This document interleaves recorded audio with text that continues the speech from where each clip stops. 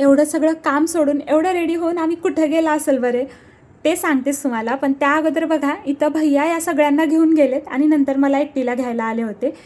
कारण आम्हाला जायचं होतं ज्योतिताईच्या घरी. तिथं वरलक्ष्मीच्या व्रतसाठी आम्हाला हळदी कुंकवाला बोलवलं होतं. तर इथं आलो. ताईनं मस्त अशी पायाला वगैरे हळद लावली, त्यानंतर ओटी वगैरे भरली, देवीची मस्त छान पूजा मांडलेली होती. आम्ही छान पाया वगैरे पडून तिथं थोडासा प्रसाद खाऊन आम्ही परत निघालो.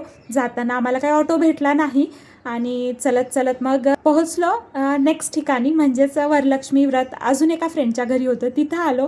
तिथं आल्याच्यानंतर त्यांच्याही घरची पूजा तुम्ही बघू शकता. मस्त अशी घवघव पूजा वाटत होती आणि त्यांचा इतका जास्त फोर्स होता की नाही, मी असं इथे जेवायला ठेवलेलं आहे आणि तुम्ही 5 घास तरी खाऊन जा. किती नाही बोललं तरी ते ऐकल्या नाही. आम्ही म्हणत होतो की आम्हाला फक्त प्रसाद दे, पण शेवटी आम्हाला तिथंही जेवावं लागलं 2 घास तरी. आणि त्यानंतर दीप्ती अक्काकडे आलोत. तर इथं बघा आमची फ्रेंड मंजू पण आली होती. नंतर इथं पाया वगैरे पडून जेवण केलं. तर असा गेला मग आजचा दिवस. चला बाय.